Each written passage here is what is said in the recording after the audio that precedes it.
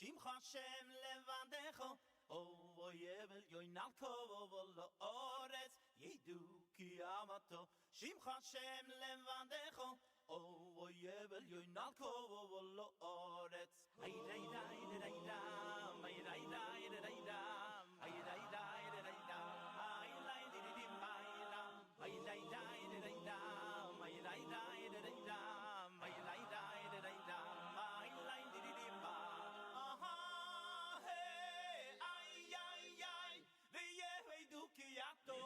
Shimcha Hashem levadecho, v'yehidu ki amato. Shimcha Hashem levadecho, elyoin al kol ha'oretz. Aha, hey, ay, ay, ay, v'yehidu ki amato. Shimcha Hashem levadecho, v'yehidu ki amato. Shimcha Hashem levadecho, elyoin al kol ha'oretz. Ay, ay, ay, ay, ay, ay, ay. I lie lie da lie lam, I lie da da lie lie lie, I lie lie da lie lam, I lie lie da lie lam, I lie lie da lie lam, I lie da da lie lam. Tiramadinu sefusai kia zamrolo, vehenafshi asher bodi yiso. Tiramadinu sefusai kia zamrolo, vehenafshi asher bodi yiso. Ay te ay ay ay ay ay yam, ay te ay ay ay ay ay yam, ay ay ay yam, ay ay yam, ay te ay ay ay ay ay yam, ay te ay ay ay ay ay yam, ay ay ay yam, ay ay yam. Tirane no se fosai ki azamrolo, vehenafshi asher bodiso. Tirane no se fosai ki azamrolo. Kia zamrolo, vehenafshi asher bodiso.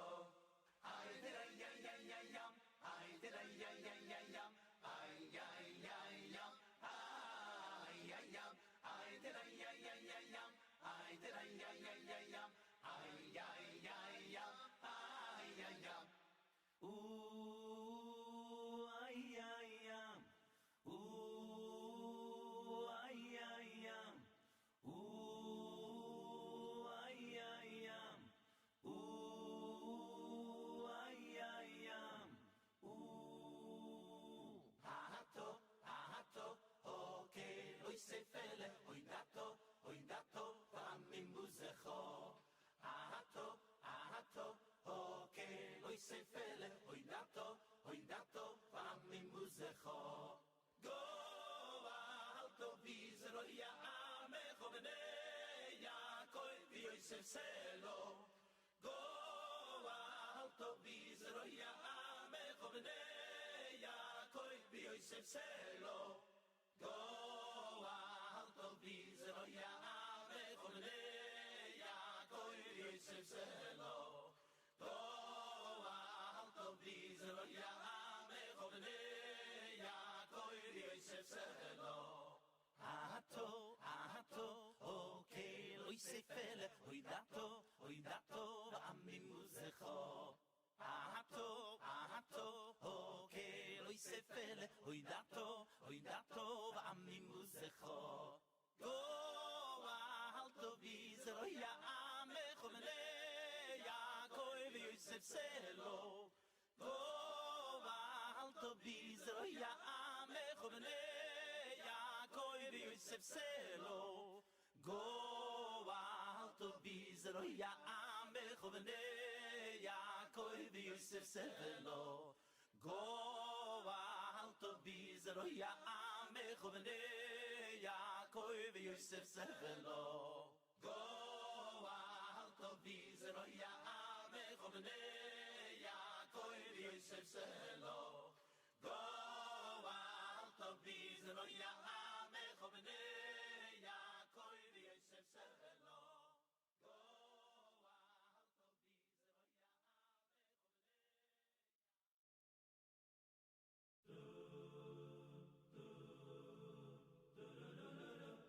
Ay ay ay ay ay ay ay ay ay ay ay ay ay ay ay ay ay ay ay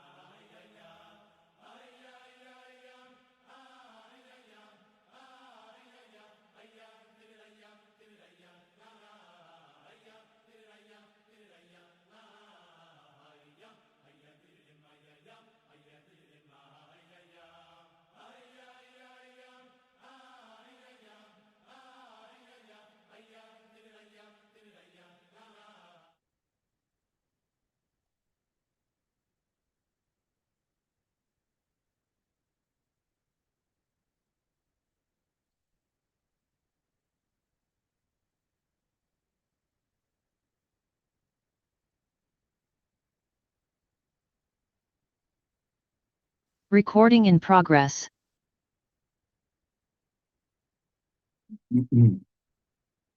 Bueno, vamos a hacer un Sium, culminar el tratado de la masejet de moed katan. Es una masejet que habla sobre lo que se puede ir haciendo y no haciendo en los días de moed. Y en el último capítulo viene hablando con respecto a eso, cosas que se pueden hacer o no con respecto a duelo. Y ese es el motivo que está dentro de los conceptos y los temas, los tratados que se pueden estudiar en el día de Tishá BeAv, el día de hoy. Aunque no se estudia la mayoría de cosas, todo lo que tiene que ver con duelo sí se estudia. Y la última parte venía hablando sobre las diferentes maneras que las mujeres solían llorar y distintos llantos que habían. Depende de la ocasión, depende del tipo de dolor que había, depende de la época. Y habla de distintas maneras. Y al final cambia un poco el tema y habla sobre distintas maneras que la gente iba y se despedía en los funerales y etcétera. Dice la Gemara así.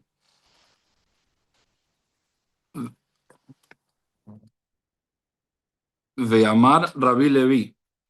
Barjaita, Aniftar Minamet, lo yomarlo lej de shalom, el alej be shalom. Aniftar Minahai, lo yomarlo lej be shalom, el alej le shalom.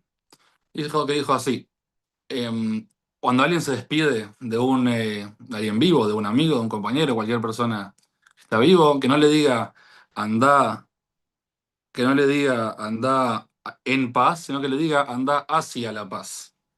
Cuando alguien se despide de una persona que no está viva, que se despida al revés, que le diga anda en paz y no le diga anda hacia la paz. ¿Por qué? Trae la Gemara psukim, versículos como vemos que gente se despidió de tal manera y gente que se despidió de tal manera. Dice así: Neftar minamet leomar lo lej le shalom, el lej be shalom, shenemar, batataboy la boteja be shalom. ¿Sí? ¿Dónde vemos cómo hay que despedir a alguien fallecido? Acá cambiamos el orden, habla primero del fallecido y no del que está vivo.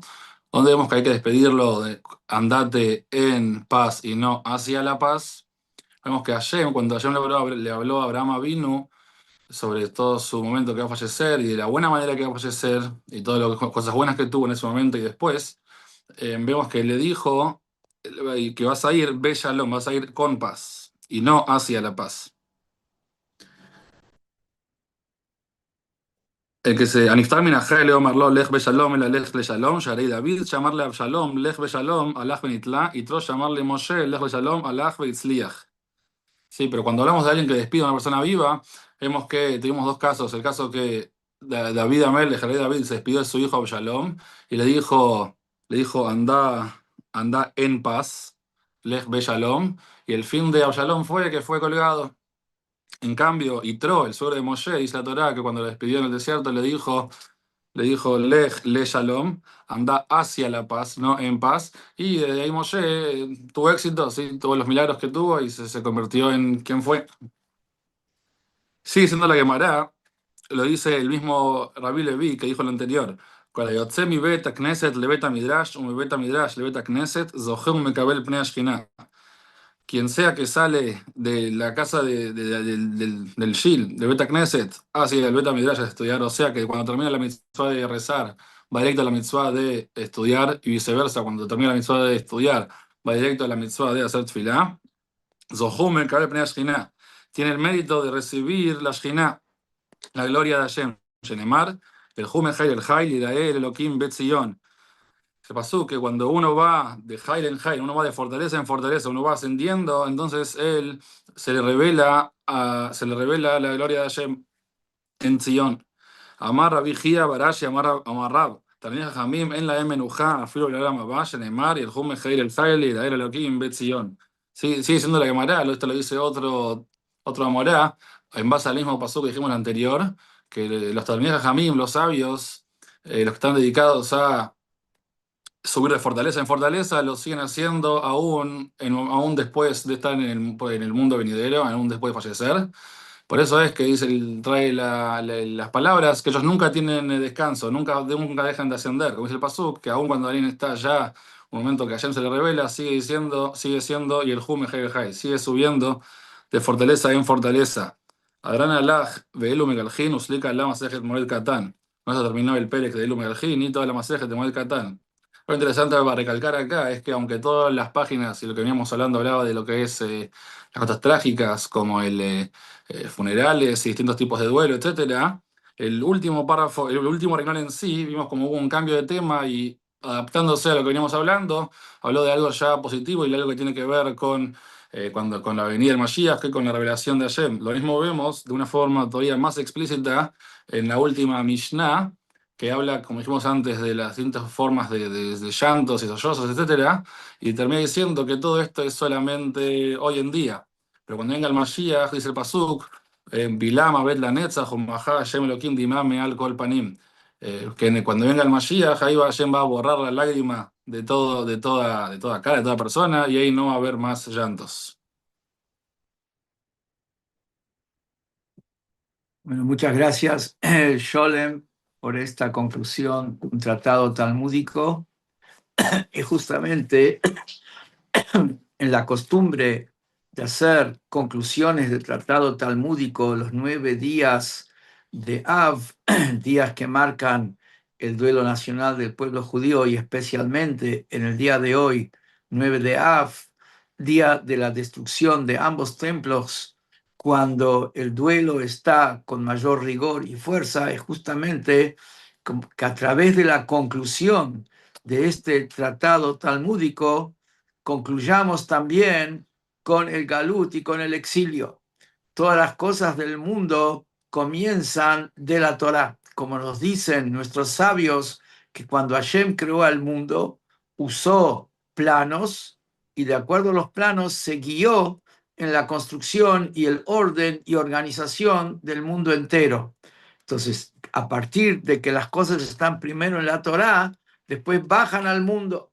Con eso que hicimos la conclusión de un tratado talmúdico, hacemos la conclusión del Galut e ingresamos, Bezrat Hashem, a la época de la llegada de Mashiach, a la redención total y reconstrucción del tercer Bet HaMikdash.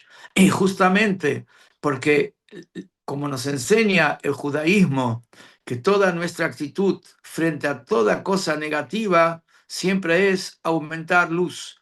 La oscuridad se desplaza a través de la luz. Y cuando estudiamos Torah, y más aún que estudiamos Torah en este día de hoy, mucha gente unida a través de los medios tecnológicos y hacemos un Sium de algo permitido a estudiar en el día de Tishá BeAv, esto de alguna manera trae la luz adicional para terminar con esta oscuridad. Pero en realidad hay que entender todo el concepto de Galut. Galut quiere decir diáspora. El día de hoy, Tishá BeAv, comenzó todo el exilio, el sufrimiento del pueblo judío durante más de 2000 años a partir de la destrucción de los 2 templos de Jerusalén. Pero en realidad el día del 9 de Av ya se marcó como un día asiago en el primer año de la salida de Egipto, apenas unos meses después de la salida de Egipto. Un momento donde faltó fe al pueblo judío en la palabra de Dios de que van a poder entrar a la tierra de Israel, conquistar la tierra de Israel, tomar posición de la tierra de Israel. Estaban ahí asustados de la fuerza de los pueblos que vivían allí, y esa falta de fe, esa falta de integridad en la fe, de que si Dios dijo, seguro que se puede hacer así, y así va a ser, y Dios va a ayudar, y se va a llegar y se va a lograr. Eso es el comienzo y la raíz de todo. Que si que ante todo tenemos que saber la lección, que la raíz de todo para salir de este exilio es tener la fe completa e íntegra en la eternidad del pueblo de Israel, la fe íntegra y completa en la fuerza de Dios y en la palabra de Dios, que nos prometió que este día va a ser transformado en un día de alegría y regocijo, como está escrito en los profetas. Pero acá llama la atención por qué justamente el día mismo de Asiago, el triste, el día de la destrucción, va a ser un día de fiesta. Se entiende que una vez que llegue el Mashiach, se va a reconstruir el templo de Jerusalén, no va a haber más sufrimiento, no va a haber más persecuciones. Entonces el día del 9 de Av no va a ser un día triste. Pero de ahí a que sea un día feliz, que sea un día alegre. ¿Cómo se entiende eso? A la larga, en algún momento de la historia, fue un momento duro, un momento triste, y estamos sufriendo ya 2000 años este galut, este exilio. Todo lo que pasa en el mundo hoy, el antisemitismo de hoy, no es una cuestión política, no es una cuestión geopolítica, no es que porque hay dinero que se pone plata en las redes sociales, eso genera el antisemitismo. Eso es parte de todo el galut, de todo este exilio que estamos viviendo, de la oscuridad a partir de la destrucción del Bet HaMikdash y la diáspora judía. Hay que entender que la historia del pueblo judío no es una historia que se maneja de manera geopolítica, esto se maneja, los hilos lo maneja Dios desde arriba, y las situaciones geopolíticas son solamente el medio, los canales a través de los cuales eso pasa. Por eso, pero tenemos nosotros hoy que estamos en una oscuridad, el antisemitismo que tenemos hoy en algunos lugares está claramente fruto de la destrucción del Bet HaMikdash, claramente el fruto de la diáspora judía. Entonces, toda esa oscuridad tenemos que entender que se va a transformar en un concepto de luz. ¿Qué quiere decir? Primero vemos nosotros que la palabra de diáspora, la palabra, lo que es la expulsión, el destierro del pueblo judío de su tierra, la tierra de Israel, que la tierra de Israel íntegra en todos sus detalles pertenece al pueblo judío desde que fue entregada por Dios a Abraham. De esa tierra fuimos expulsados a partir del día de hoy. Esa palabra se llama Golá. Golá quiere decir destierro, redención, que es lo que se refiere a la llegada del Mashiach, cuando va a ser la redención del pueblo judío y también la redención del mundo entero. Se dice Geulá. Si uno escucha las letras, aunque no sabe hebreo, ya se da cuenta que hay una relación entre Golá y Geulá. Y en realidad, quien conoce las letras hebreas, se da cuenta que toda la diferencia entre la palabra Golá, que es destierro, y la palabra Geulá, que es redención, es en una sola letra. Gimel, Vav, Lamed, Hei, está en Golá y está en Geulá. La única diferencia entre Golá y Geulá es la Aleph que falta. Le agregamos la letra Aleph a Golá, se convierte en Geulá. Quiere decir que ¿qué es la Aleph? La Aleph es el uno. ¿A qué es el uno? El uno es el uno, el único, el amo del universo, que es el creador, que es Hashem. Introducimos a Dios en el mundo, introducimos a Dios dentro de todo lo que es este estado de Golá, este estado de dispersión y sufrimiento. Ponemos tefilim donde nos encontremos en cualquier lugar del mundo, decimos la brajá, estamos trayendo ahí la presencia de Dios. Se prende la vela de Shabbat el viernes a la tarde, las mujeres con la brajá está trayendo ahí la presencia de Dios. Un chico que está recibiendo educación judía dice Shema Israel a la mañana, cuando comienza el día, está introduciendo la presencia de Dios. Se ve un necesitado y se lo ayuda económicamente, se lo ayuda dándole ánimo y fuerzas, está ahí introduciendo la presencia de Dios, que es todo el concepto de Geulá, redención, introducir la presencia de Dios dentro de lo que es esta oscuridad del Galut. ¿Por qué? Porque todo el objetivo de la oscuridad del Galut es porque Dios quiere revelarse en el lugar de la oscuridad. Justamente toda esta oscuridad que existe en el mundo es con el objetivo para revelar ahí la presencia de Dios. Y por eso encontramos que en el mismo instante, cuenta el Talmud, una historia, que en el mismo instante de la destrucción del templo de Jerusalén pasó algo interesante, que cuenta que en la Galilea había un judío que estaba arando la tierra y la vaca mugió y le dijo un árabe que estaba sentado ahí al lado, judío, dejad de trabajar el campo. ¿Por qué? Porque se destruyó el templo de Jerusalén. El árabe, hay que ver quién era, si era un ángel vestido de árabe, si era un mensajero de Dios. Le cuenta al judío, interpretó ese mugido de la vaca que en ese momento se había destruido la casa de Dios, el templo de Jerusalén. La vaca vuelve a mugir y el árabe le dice, volvé a trabajar, nació el Mashiach, nació el Redentor del pueblo de Israel. Así nos cuenta claramente nuestros sabios. ¿Qué es lo que vemos acá? Que inmediatamente, al instante de la destrucción del templo, nació el Mashiach. ¿Por qué? Porque la llegada del Mashiach, que es el mundo integral, el mundo perfecto, donde no hay guerras, no hay peleas, no hay hambre, no hay enfermedad, no hay ignorancia, está el conocimiento de Dios. Ese mundo completo y perfecto no es algo que viene desconectado de todo lo que es la destrucción del templo y la oscuridad y las dificultades que hay en la diáspora, sino es parte integral. Todo el objetivo de la destrucción del templo es llegar a esa luz extraordinaria, llegar a ese mundo completo y perfecto que va a ser el mundo del Mashiach, que va a ser con el tercer templo de Jerusalén. Y por eso nos llama la atención que en qué momento nació el Mashiach. Hoy nació el Mashiach. Tenemos que decirnos Mazel Tov. Hoy es el cumpleaños del Mashiach, Mazel Tov. El problema es que ya tiene demasiados años, ya tendría que estar acá. Ese es el problema, pero de todos modos, Mazel Tov, que hoy nació el Mashiach, y ahora nació el Mashiach, en pleno Tishá BeAv. ¿Por qué? Porque el objetivo de toda la oscuridad es la luz. El objetivo de todo obstáculo es que el hombre se eleve más. El objetivo de toda caída es para una elevación mayor, siendo que Dios es la esencia del bien y de Él no viene nada que no sea bien.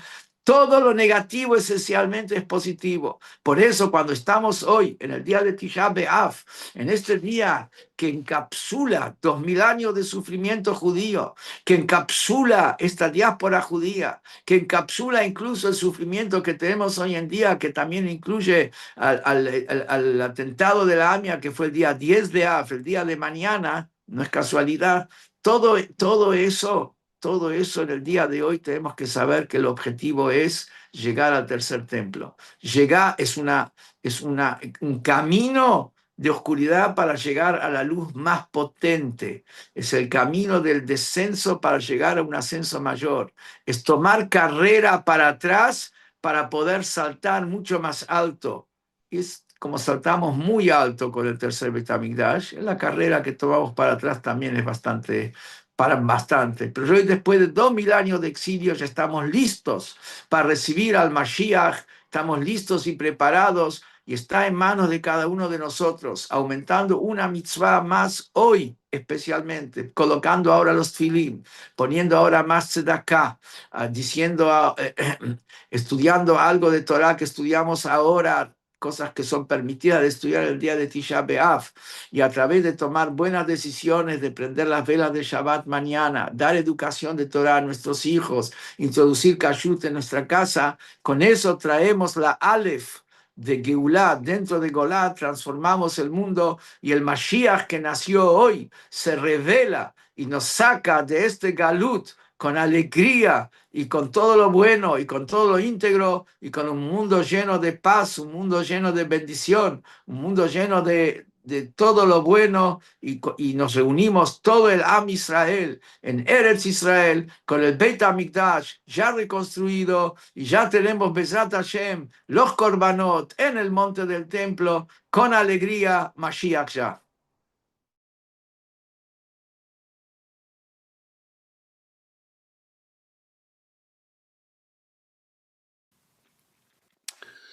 It's been 1,954 years. That's a long time. 1,954 years. Since the year 70, the night of the 9th of Av.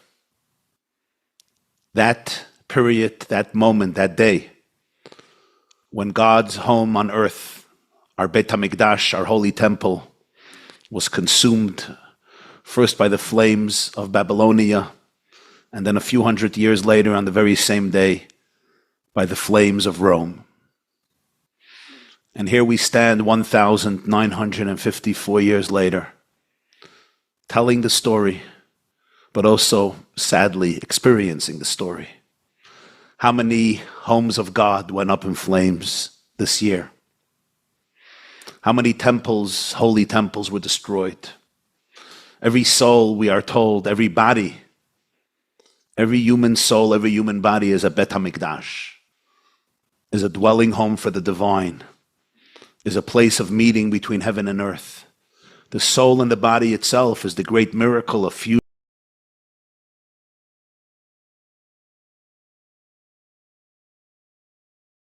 in the very physical world that we inhabit. How many such holy temples were destroyed this year? How many of our most precious brothers and sisters, children, young and old, whose lives have come to a brutal end on Simchas Torah, 5784, October 7th, 2023. How many of our brothers and sisters in captivity, including babies? How many of our most precious and holiest soldiers, the sweetest of the sweetest, the kindest of the kind, have lost their lives battling a fierce enemy, a fearsome enemy, protecting their brothers and sisters, the millions of Jews living in our promised land, our eternal land. How many wounded, how many bereaved families, how many broken families. As we speak, victims of this war, of this horrific war. And how many Jews living with such a fear of the unthinkable, fear of the unknown, surrounded by countries like Iran, surrounded by Hezbollah, surrounded by Hamas. In the good old expression of the Medrash, one lamb surrounded by 70 wolves, but with a shepherd who was divine and infinite and timeless. So when we tell this story 1,954 years later, it's not just a story of the past, of a home that once stood on a temple in the old city of Jerusalem and went up in flames. It's not even only a story about a commonwealth destroyed, a spiritual epicenter obliterated, so many lives lost, and the Jewish exile, the longest Jewish exile commencing. But like everything in Judaism, it's timely and it's relevant. And there's also good news that we still tell the story. The Talmud says in Tractate Tainus, Rabbi Yochanan said, and he lived a few short generations after the destruction of the Second Temple. He was the editor of the Jerusalem Talmud, the 2nd century sage who lived in the Holy Land, 2nd and 3rd century sage. And Rabbi Yochanan said, Kol hamist abel al Yerushalayim zochev v'ro'eh b'simchata. Whoever mourns and grieves for Jerusalem merits and sees its joy. In other words, those who are part of the grieving process also experience the bliss. Psychologically, he's saying something very deep. Only when I'm ready to face all my pain am I also ready to face all my bliss.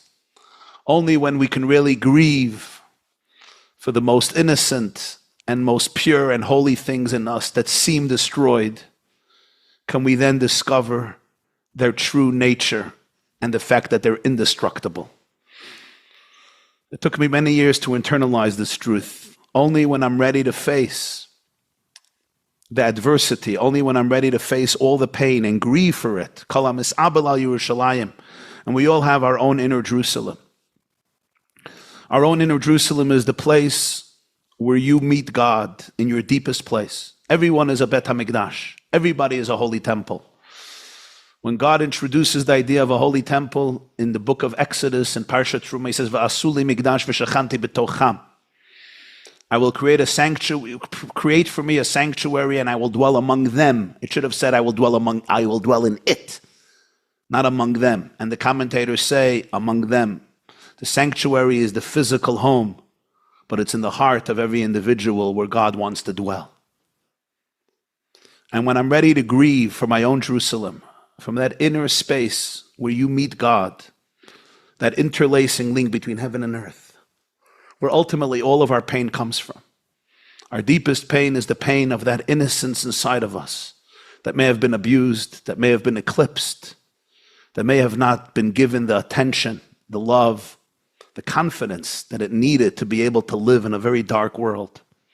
And when we're ready to face that grief, as our generation is ready to do, then Rabbi Yochanan says, you will also encounter the true nature of your soul, that it's indestructible. It's fascinating. And we wonder, is it this way? Do I have to face my pain in order to face my bliss? It would have been nice to say, no, we don't have to. Let's just get straight into the bliss. But apparently, for his own infinite wisdom, and this is beyond me, as the sages used to say, if I knew him, I was him. God created the world in a way where we face the darkness, and we know that behind it there's a crazy, insane light.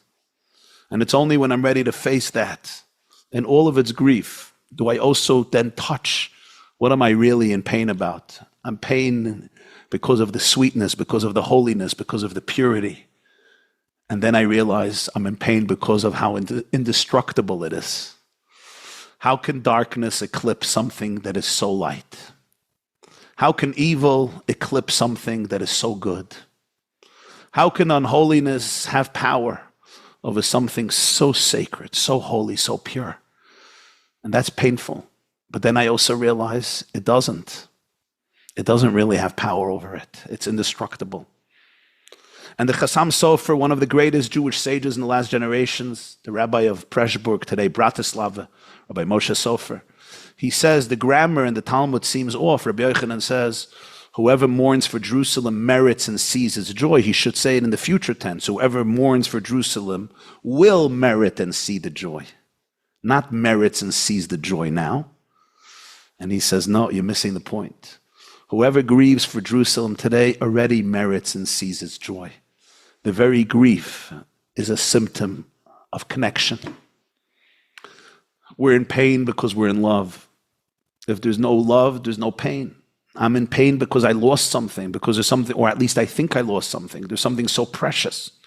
There's such a sacred attachment. It's the pain and it's the grief that demonstrates the holiness, the connection, the love. The way he puts it is, he says something that's really dead, you move on. Something that's alive, you never forget. There's no closure. If Jerusalem was gone in the Jewish memory, they would have been like every other exiled people.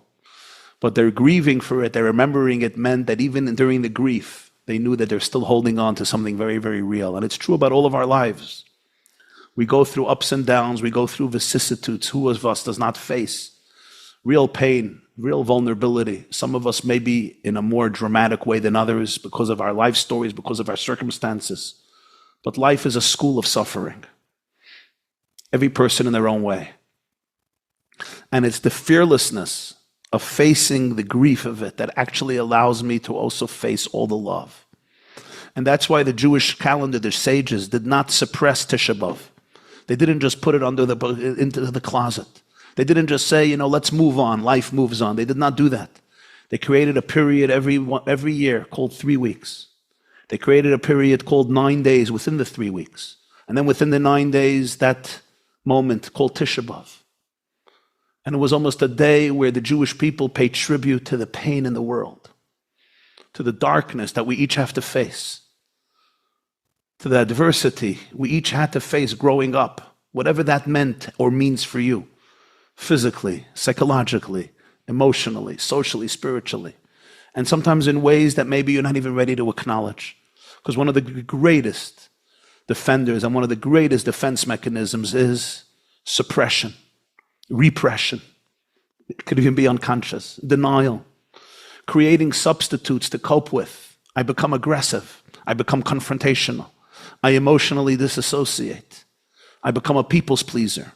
Fight. Freeze, fawn,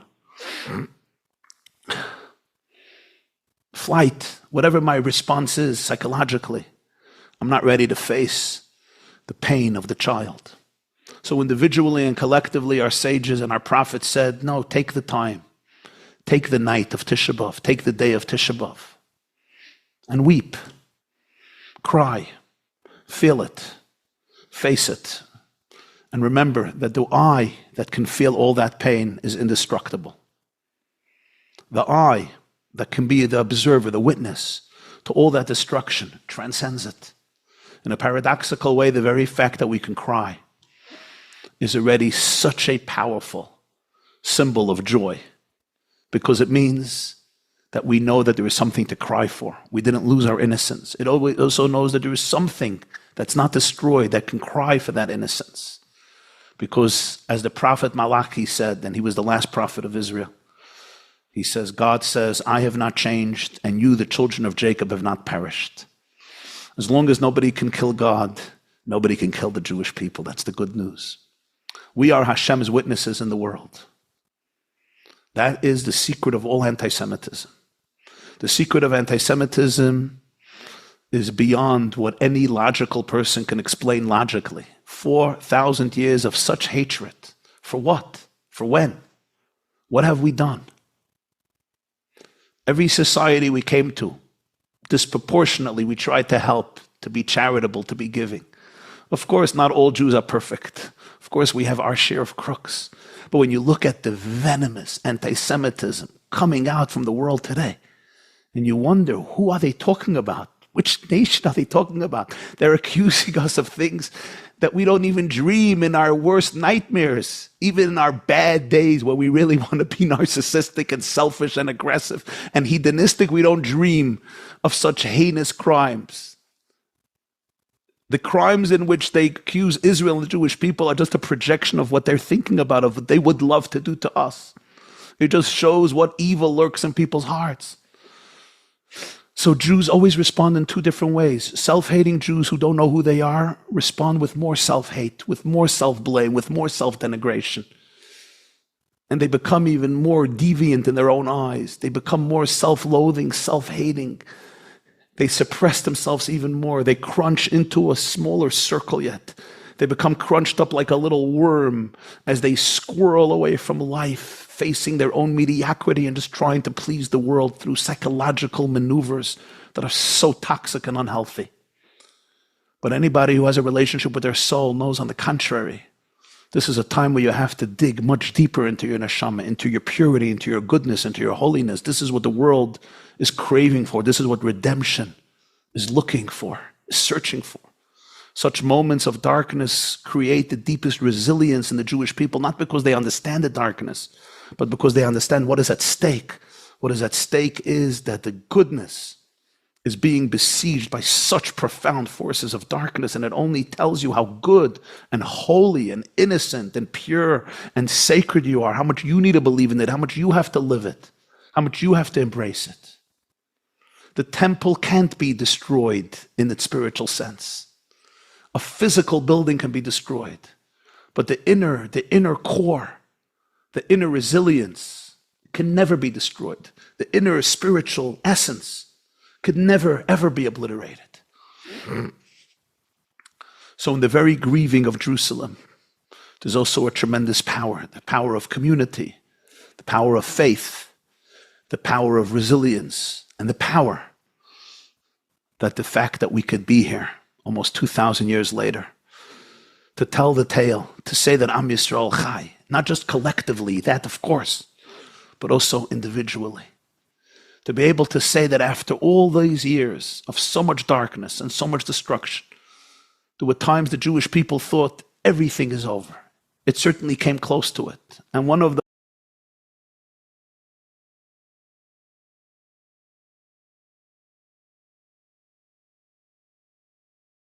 1,000 years later, to tell the tale, to say that Am Yisrael Chai, not just collectively, that of course, but also individually.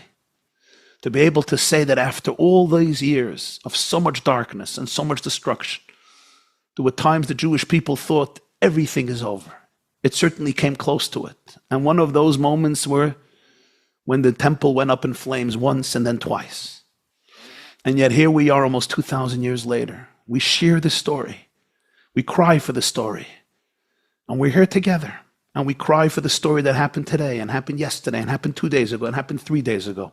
When you follow the news coming out of our precious and holy homeland, Eretz Yisrael, our eternal and beloved divine gift. And my dearest friends, at such a night, such a powerful night, such a special night. A night of sadness, a night of grief, but also a night of tremendous strength, of tremendous fortitude. I want to share with you a little story in the Talmud. The story goes back to the Tishá B'Av, 1,954 years ago. You got to love our people. We remember everything. We put everything down in writing. 3,000 years later, we know who lived when they were born, when they passed away. It's amazing. Like we could trace back our lineage all the way back to Abraham and Sarah. It's pretty cool. How many people can do that? Like, yeah, sure, Avram was my Zayda, Sarah was my Baba. You light Shabbos candles? It's exactly what Sarah and Rebecca and Rachel and Leah did. So the Talmud tells a story about a man. His name was Rabbi Joshua, Rabbi Yeshua, the son of Hananiah. He was a Levite. In fact, he was one of the vocalists in the Holy Temple. In the Holy Temple in Jerusalem, there was a daily concerto in the morning and in the afternoon. It was a pretty exciting place to be. There could be 120 musicians and 120 vocalists. It was a pretty grand symphony every day in the Holy Temple. He didn't have to pay for a ticket. And it was a most beautiful symphonic expression of ecstasy and bliss from the intimacy with God. And Rabbi Joshua was one of those Levites who would sing, and he was a composer, and then he saw the temple go up in flames. Actually, for a living, what he used to do was he used to produce charcoal. So he seemed very black, the labor that he didn't reflect that he was one of the greatest giants, one of the greatest sages among the Jewish people. Not only was he well-versed in Torah, but he was also well-versed in all of the sciences. And he was the great debater of the Jewish people against the greatest philosophers of the time. So the Talmud and the Midrash recount numerous debates and exchanges, fascinating, between Rabbi Yehoshua, Rabbi Joshua, and the Roman philosophers, the Roman governors, Roman aristocrats, Roman royals, literally during the during the era of Tishá B'Av, 1,954 years ago. One of the stories, it's in Talmud B'choros, page 8. It's one of my favorite ones. Rabbi Joshua debates 60 sages of Athens. 60. These are the people who are the successors they represent. Socrates, Plato, Aristotle, a few hundred years later. They're already living under the Roman Empire, but they represent the greatest and deepest of Greek wisdom and philosophy. They're called the sages of Athens, the spiritual and intellectual capital of Greece. The intellectual capital of Greece, of course, Athens. And 60 of these wise men of Athens debate one Jew, Rabbi Yeshua ben Hananiah. And the Talmud records the entire debate, and it's all done in riddles.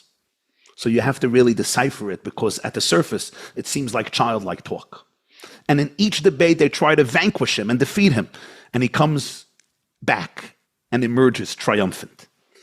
In one of the fascinating but strange and enigmatic and bizarre exchanges, they turn to Rabbi Joshua and they say to him, we have a question. Ritzutza demit, when a chick dies while it's in the egg, where does its spirit leave? A little chick is alive. It dies inside the egg. It's sealed off from all directions. It's stuck in an egg. Where does its spirit descend to? How does it get out of the egg? How does the spirit, how does the soul, how does the consciousness of the chick emancipate itself? This is their great question. And you know what his answer was? The same way it got in, it's exactly the same way it gets out.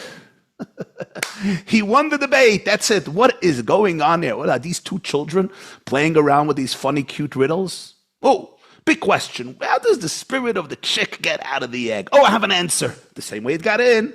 Wow, amazing, ingenious. This is like the greatest genius of the Jewish people debating the 60 sages of Athens. Friends, I'm going to quote another midrash, a very, very difficult story to understand. It's a midrash on this week's portion. This week's portion is V'et Chanan. And the midrash Rabbah, Parshat V'et Chanan, quotes the following story. There was a prince, and he was the hope of the nation. He was the beloved prince of His Majesty, an extraordinary young man, And unfortunately, yatzal tarbut ra'ah. He completely left his parents' path. He became what you would call in South Africa an oizvarf. Whatever the expression is. In America, they used to call him a bum. I don't know if you have bums in South Africa. We have some bums. I don't know if they still use that word. He became a real bum, you know? A no-goodnik, as your grandmother would say. Toigav kaparis. He was involved in all the wrong things. Sepasnisht for a prince. This is not the future king. And the Midrash says this boy, this prince, had 3 pedagogues. That's the language. 3 pedagogues who mentored him, who nurtured him, who raised him, who educated him. And they were all consulted. And the first pedagogue, the senior pedagogue, said he should be chained. And the thickness of the chains should be 100 liter, mea litra. The weight of the chains, the density, the thickness, and the heaviness. The chains should be so heavy, they should weigh mea litra, 100 litra, which litra in the Talmudic times was a very well-known weight of silver. Very, very, very heavy weight. There was a second pedagogue. He said, no, it's not going to work. 12 liters, 12 litra. That's how much the shackles should weigh. And the third one says, no, he'll never survive. 1 liter, 1 litra. And the Medrash says this is Moses, Jeremiah, King David, and Jeremiah. Moses speaks in Deuteronomy about the Jewish people forgetting who they are and encountering mitza'ohu, sorois, rabbis, verois, encountering so much pain and disaster. Those are the shackles of 100 liters. King David says, Yancha Hashem biyom tzara. God will answer you on the day of distress. A day has 12 hours, so that's 12 liters, 12 litra of chains. Chains that weigh, shackles that weigh 12 litra. And Jeremiah says, Et tzarahi liYaakov. It's a time of distress. It's 1 hour. Not 12, but 1 liter of shackles is enough. That's the end of the Medrash. What is going on there? This is what Moses looked like. Moses, the man who shepherded the Jewish people through thick and thin, who stood up to the Almighty himself. He told God after the creation of the golden calf, if you forgive them, great. And if not, erase me from the book that you have written. And he caused God to forgive. He is the one who led his people from slavery to freedom, from bondage to emancipation. He molded them as a people. He single-handedly, as a messenger of God, stood up to the Pharaoh and staged a mutiny and revolt. Remember, Pharaoh was his own step-grandfather. It wasn't easy to create a mutiny against his own step-zayda, against his own step-grandfather, because Pharaoh's daughter raised him as a mom. And then he led them through the wilderness. Really, this is what the pedagogue looks like? Lock him up, chain him up in shackles that weigh 100 litra. Really? That's what Moses was about? And then Jeremiah, and then King David says, let's go a little lower. And then Jeremiah says, let's go low. He's not going to survive. And also, why do they all talk about chains? I mean, I could understand the prince needs discipline. The prince needs consequences. The prince needs penalties. The idea of chains is usually when they're taking away a prisoner and they don't want him to, or her to escape, so they chain them up. But that's just like what you would call a hechsher. It's a prerequisite for bringing them to where you want to bring them. Why is that the issue? Like the chains, and who cares how much it weighs? If the prince can escape, he can escape. If it's heavy or not heavy. And if he can't escape, I don't care what he's wearing. Like, why is that the issue? One of the great Hasidic masters was the Sfas Emes, Rabbi Yehuda Aryeh Leib Alter of Gur. He passed away in 1905, the third Rebbe of the Ger Hasidic dynasty in Poland. He has a book called Sfat Emet. And in Parshat Va'etchanan, I think is a tough Reish Nun Vav, that'll be 1896. He has a very, very moving, meaningful commentary on this Midrash. I get emotional when I think about it. It's a very moving commentary. He says, when we think about chains, we think about it in a negative sense. Beit HaAsurim is a home of confinement. We think of prisoners who are in shackles, who are in chains, who are tied up, and they can't leave. And that's a terrible, terrible predicament. I don't have to explain it. One of the most heart-wrenching images in Jewish history is when you go to Rome and you see the Arch of Titus. The Arch of Titus was engraved in honor of Titus, who was the son of Vespasian, the emperor of Rome. And Titus, when Vespasian became the emperor, he appointed Titus to finish off Jerusalem. So Titus, was the one who actually destroyed the temple and destroyed Jerusalem. When he came back to Rome, there was what we would call a ticker day parade. There was a huge parade to welcome his success in decimating Judea. And then his brother Domitian, Titus died shortly after. His brother Domitian created this beautiful Arch of Titus. And there you have the picture of the Jewish prisoners engraved, and you could see it till today in Rome. The picture of the Jewish prisoners being led in shackles from the land of Israel to Rome with the vessels of the temple. That's where you have the famous picture of the menorah. And in fact, my tomorrow Tisha B'Av lecture, which you could watch 3 o'clock p.m. on Tisha B'Av, by us Tisha B'Av, 3 o'clock p.m. New York time, will be focused on the Arch of Titus and the picture of the menorah, and if it's the real menorah, not the real menorah. Very interesting debate. It's going to be Tisha B'Av at 3 p.m. You could watch it on the yeshiva.net. But that is one of the most debilitating, humiliating experiences. In fact, throughout history, they would sometimes force Jews to march under that entrance, under that arch, like a passageway they can go through to humiliate them, to denigrate them. But the Sfas Emes says there's different types of shackles. Sometimes there are shackles that don't allow you to escape so you could face what you have to face. And then he adds something else. All the pain that we experience in life are essentially shackles, chains, that are trying to help us stay where we have to stay, face what we have to face, encounter what we need to encounter, and embrace that which we've been running away from our entire life.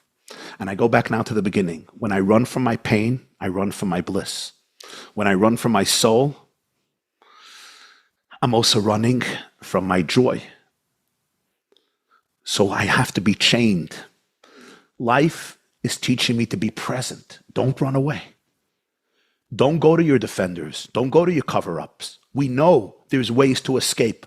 I have a way of self-soothing.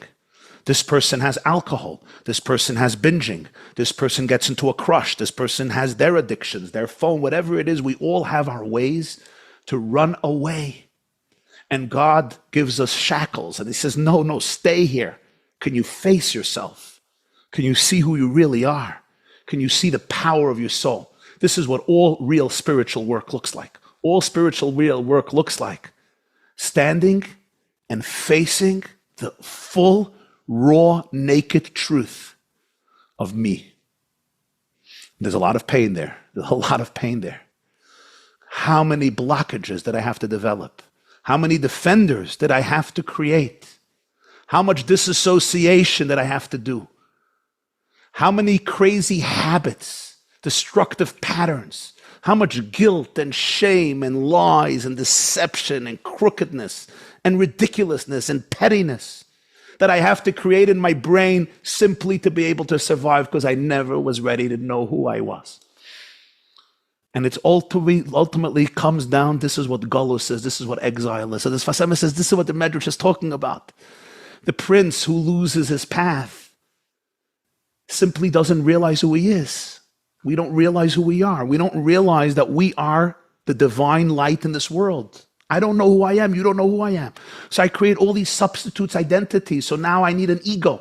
Now I need validation. Now I need power. Now I need control. I just don't know who I am. I don't realize that I am God's infinite light in the world. You are the purest thing that ever happened. You are the best piece of news that ever occurred, that ever will occur. The Talmud says every person has to say, B'shvil li nivra ha'olam. The world was created for me. Yeah, for you, for you, for you, for you. You say, me? I'm just a little guy living in Job. Me? I'm just some Jew in Johannesburg or in Cape Town, wherever I am.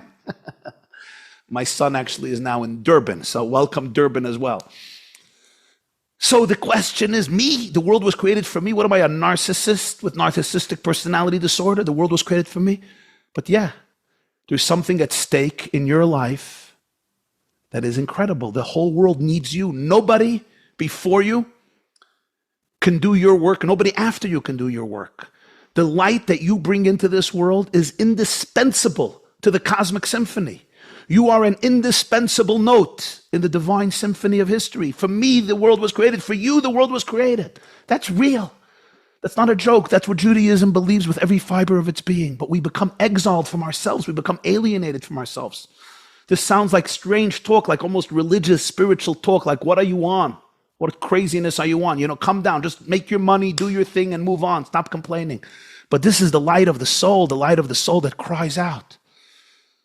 So Moses, the greatest pedagogue, says, you got to chain them up with 100 leaders. Bring them back to themselves. Force them to face themselves. Force them to look in the mirror. Don't let them run anywhere. David lives a little later on in history, and he doesn't have that spiritual intensity like Moses. Moses would not compromise even a deviation of the slightest. That's why in the desert, either you were in or you were out. Today, we can do horrible things and become leaders in communities. I live in America, and I could tell you situations where corruption and politics take such deep root. And sometimes you have people, in the community, they're on the top of the game. But if you know what's happening in their homes and in their families, among their children, it's a sham, it's a joke, it's fake, it's pure poison and toxic. And then the kids who scream the truth are blamed. They're blamed because they're innocent, because they don't want to deal with corruption. Moses couldn't tolerate that. You rebelled against God, you were swallowed up. Moses was Moshe emes v'Torah emes. It's truth, truth, truth. It's not always kind. So Moses said, put on the chains with all their heaviness. Let them face themselves. David went a little down. David minimized it. Jeremiah lived much later. David was before the first temple. Jeremiah watched the destruction of the first temple. And Jeremiah said, in an age of destruction, the chains need to be of a different nature, because you always want it to be integrated. You don't want to break people. You don't want to destroy people. You want to guide them. You want to mentor them. Every chain in life, every challenge in life, every obstacle in life, the darkness and the pain that I'm facing is there to guide me, to help me. And now we'll come back to the little chick and the egg. The sages of Athens look at Rabbi Joshua and they say, your people has been through so much. Your nation has been through so much. You have been through so much. Why are you happy? Why do you have serenity? Why are you celebrating life? Why are you still walking around with a smile? Rabbi Joshua is the one who says in the Ethics of the Fathers, he speaks about Yetzer Hara, Ayin Hara, Sinat HaBriot, Motzinet Adam min Ha'olam. I know in South Africa, there's a big focus on learning the ethics of the fathers. Rabbi Joshua, this same man, says, Ayin hara, an evil eye, meaning looking at other people, you call it nicht verginnen. I can't stand you. I'm a petty person. I can't deal with your success. Yetzer hara is petty inclinations, toxic inclinations. Sinat habri is hating people. He says, this is what takes people out of life. They don't let you live. So they're looking at Rabbi Yeshua and they're saying, how do you guys remain happy? How do you remain resilient? They're challenging him. And you know how they do that challenge? Very sophisticatedly. They say, you're a chick who died in the egg. And when the chick dies in the egg, you're sealed off from all sides. Ritzutza demit. The Maharsha says in Hebrew, ritzutza means you're crushed, you're broken, you're decimated. The whole world hates you. Everybody wants to destroy you. Don't you get the memo? Didn't you get the memo? We hate you. Why are you happy? Why are you making a kiddush on Shabbos? Why right after Tisha B'Av do you guys start dancing? Why the Shabbos after Tisha B'Av do you say, Nachamu, Nachamu, Ami? Are you crazy? Haven't you gotten the memo? Like, how many generations do you need to get this memo that you're really non persona grata? We don't like you. The Jewish people still did not get the memo. Didn't get the memo from Pharaoh, from Sancherib, from Sisera, from Nebuchadnezzar, from Vespasian, from Titus, from Adrian. We didn't get the memo, not from Stalin, not from Hitler, not from Nasrallah, not even from Ismail Henya, Yimach Shemoy, or from the Ayatollahs today in Iran. But this egg is sealed off from all sides. Rabbi Yeshua ben Hanani looks at them and says, you don't understand what a soul is. You don't understand where our pain comes from. Our pain is not disassociated from our joy. Our pain is not disconnected from our bliss. Our pain and our bliss live together. That's why Tisha B'Av is considered, Maimonides says it's going to be a holiday when Mashiach comes. That's what we're waiting for. We're waiting for it to finish Tisha B'Av as a holiday. Why? The Psikta says, the Medrash says, it's going to be the happiest day in the calendar. Why? Because behind all Jewish pain is the awareness of our innocence. It's the awareness of the innocence in the world. It's God's presence that's being eclipsed. That's the pain. And because that is the pain, we know truth prevails, goodness prevails, reality prevails. Your soul will prevail. Abuse doesn't prevail. Evil is a lie. We never ever surrender to that lie. Rabbi Shimon Hanania said the same way the Spirit came in, that's how the Spirit got out. You don't understand. You're not talking about something that can be eclipsed or stuck in an egg. The divinity cannot get stuck. Your soul is divine. Your soul is a chelik eleikam imal mamish, as the Tanya says. Your soul is a derivative of infinite consciousness. It's not just anecdotal. It's not good sermonic material for rabbis on Rosh Hashanah. This is the real truth of your soul. Your soul is infinite light. If God exists, and you want to know where God exists, look in the mirror. And if you look deep enough, you'll find that's where it all is. That's where the action is. Make your soul your best friend. Make your soul your best friend. You don't need anybody's validation. You need your soul's validation. And your soul doesn't need validation. Your soul is infinitely connected. The same way the Spirit got into the egg, that's how it gets out. It's always linked. We never get stuck in life. We're never sold. We're sent. The divine spark was sent into the egg. It was sent into a confined place. It was sent into a dark world in order to transform it, in order to elevate it, in order to sublimate it, in order to bring redemption to it. Not to run away from it. In order not to run away from it, I have to face it.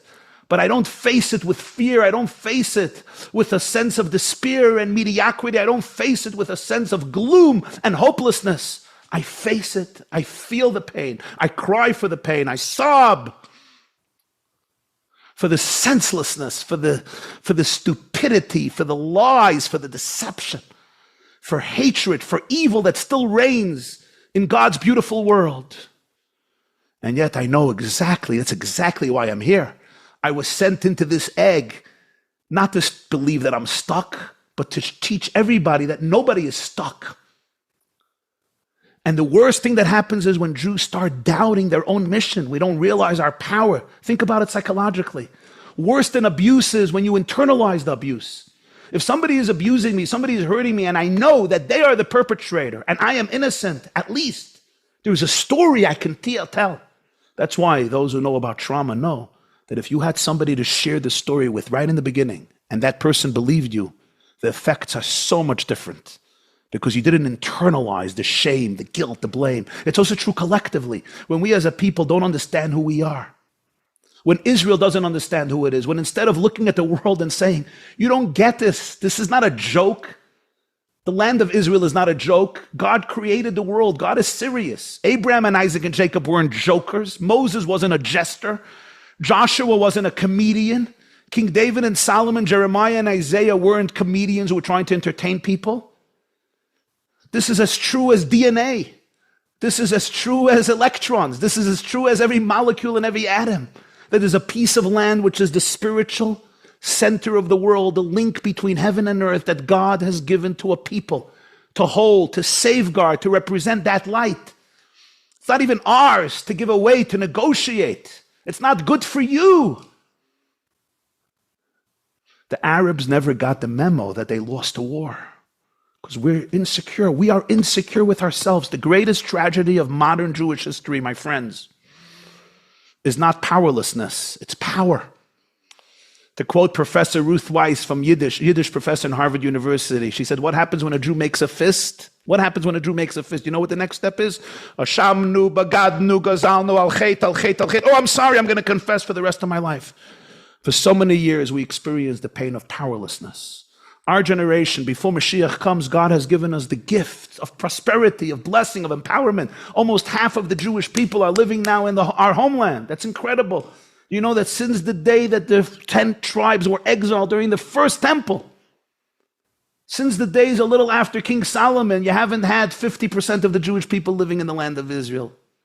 And today we're getting close to that number, Kain but it's incredible. This is a time of tremendous miracles when you think about where our grandparents and great-grandparents were. But you know who creates the deepest exile? We create it in our own mind, with our lack of confidence, with our lack of security, with our lack of understanding the gift of what it means to be a Jew, and what it means to be a Jew today, and what it means to live as a Jew, and what it means to be an ambassador of God's love and light and hope and healing. So my dearest friends, 1,954 years later, we are more determined, stronger, more resilient than ever. Tears streaming down our eyes for the pain of a people and for the brokenness of so many innocent.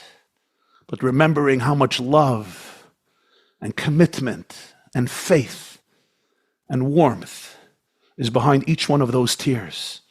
So we hold each other's hands today with commitment and determination, collectively and individually, for each of us to be able to live our own lives to the fullest as human beings and as Jews.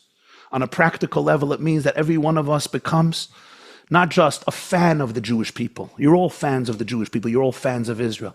But every one of you could say, you know, the Jewish people can depend on me. That's our challenge to each other today, if I may put that challenge in front of each and every one of you, especially those of you who are young, idealistic, spirited, my young brothers and sisters. The Talmud says everyone should say, for me the world was created. I want each and every one of you tonight, Tishá B'Av, to say, you know, for me the Jewish people were created. For me the world was created. That means they can depend on me. I'm not just another passing, inconsequential blimp on the surface of infinity. I matter. And I'm going to show up with all my ferocious love and intensity to be able to do my part in restoring a beautiful world back to its original infinite love, which we call redemption. Amen. Thank you.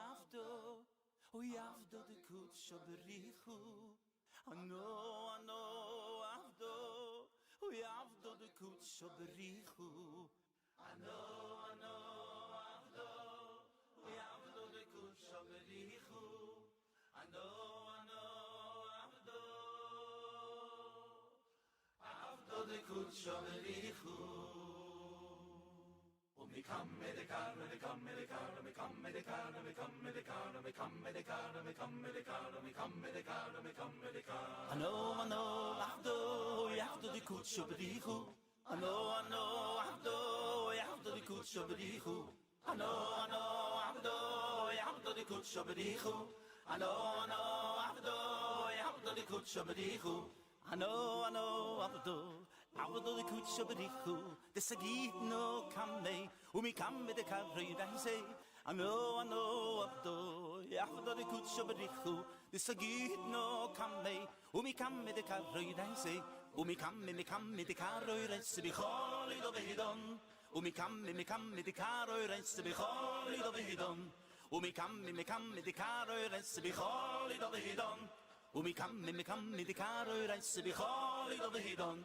Ano avdo, avdo de kutsho berichu, de sagit no kamme, umi kamme de karri daise. Ano avdo, avdo de kutsho berichu, de sagit no kamme, umi kamme de karri daise. Umi kamme de karri daise, becholi do behidon. Umi kamme